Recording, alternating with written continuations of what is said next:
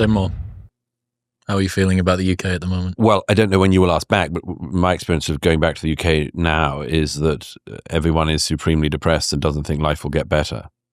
Yeah, it's kind of like a Gary's economics monologue just being played on repeat, but like that sentiment of you're broke and your children are going to be broke and no one's going to get a house and you're going to die destitute. And everyone's going to be poorer than this generation and all that sort of thing. Yeah, I was very depressed when I went back to the UK last because I think I had just come fresh from the inauguration in DC, and I mean, which was bracing for lots of reasons. But I just noticed that there are lots of opportunities for things to be righted in America and put in a more sane direction.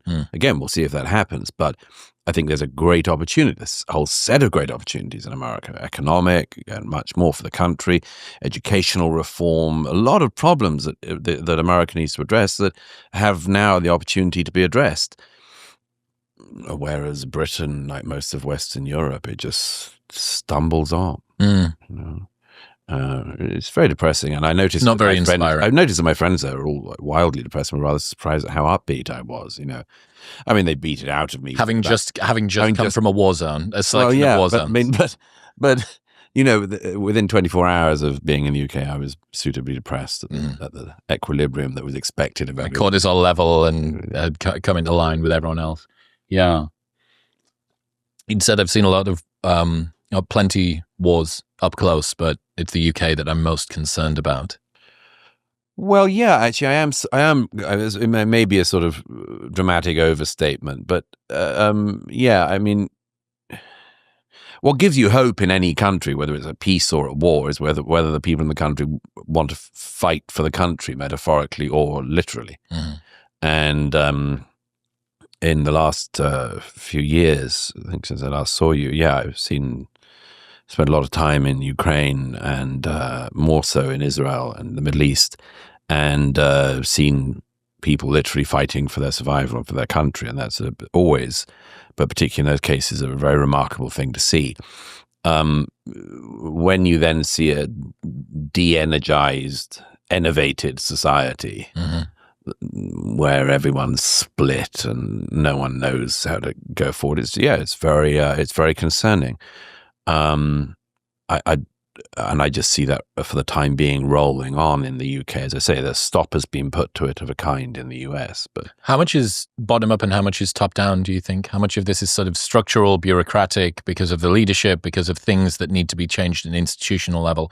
And how much of this is, as you mentioned, the sort of culture of the people, that they're sort of reveling in their own, I guess, binding together over their own sort of shared discontent? Well, having few economic opportunities causes everything else to go wrong. I mean, I'm completely persuaded by my economist friends who say, the one job of politics is to keep the economy good, and if you don't do that, everything else can go wrong as well.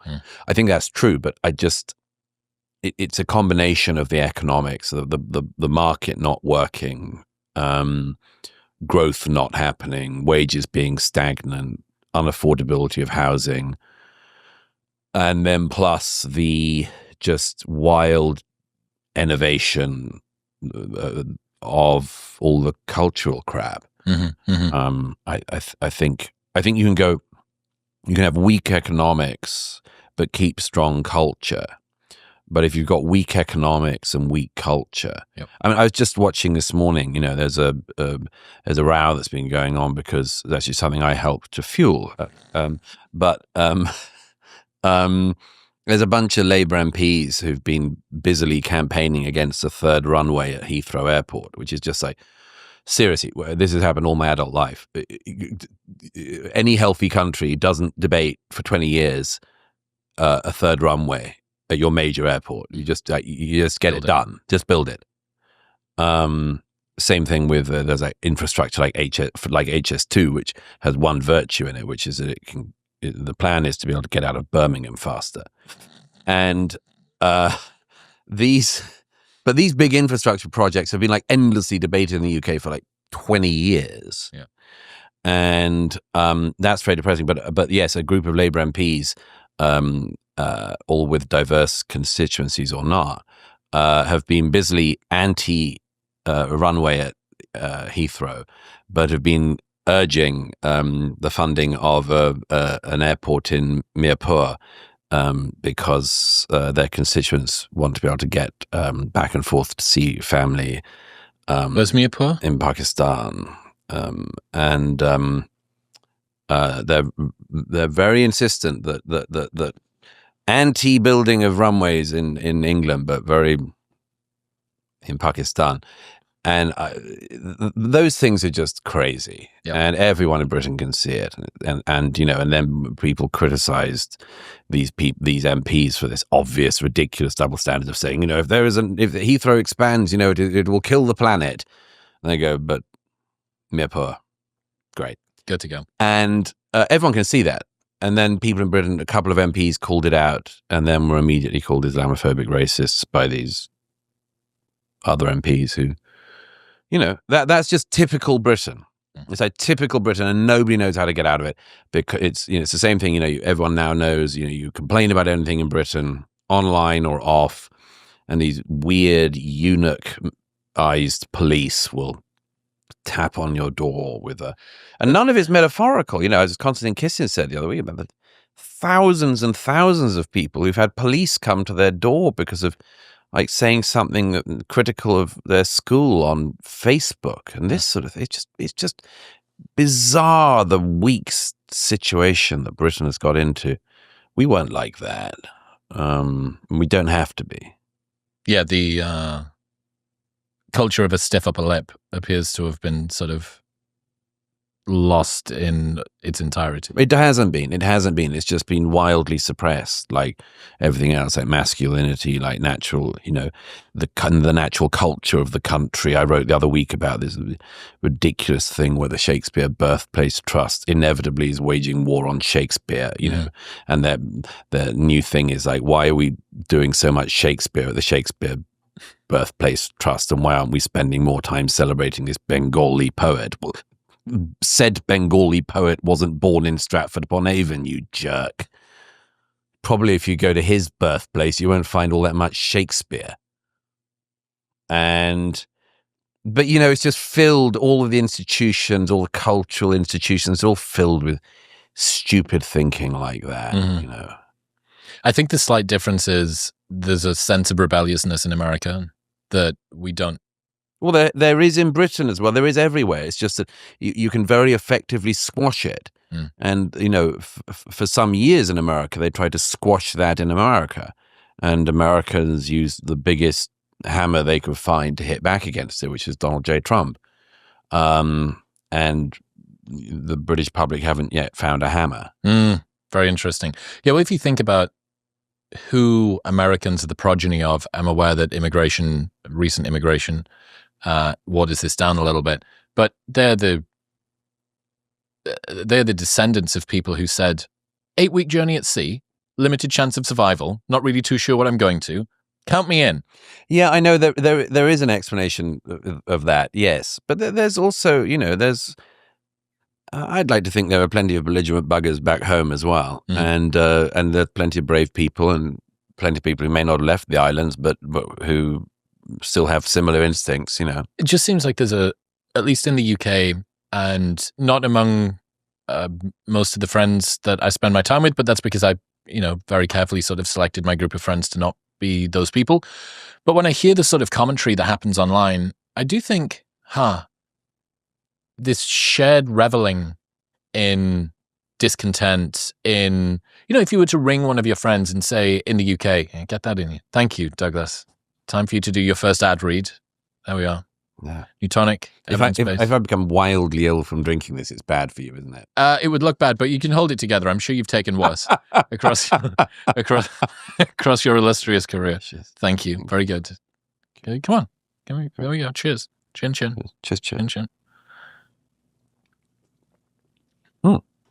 It's delicious. Very up. That's good. Yeah, you were paid to say that. I always remember I rang a friend and I said, hey, man, like, what are you doing today? Tell me about what you've done today.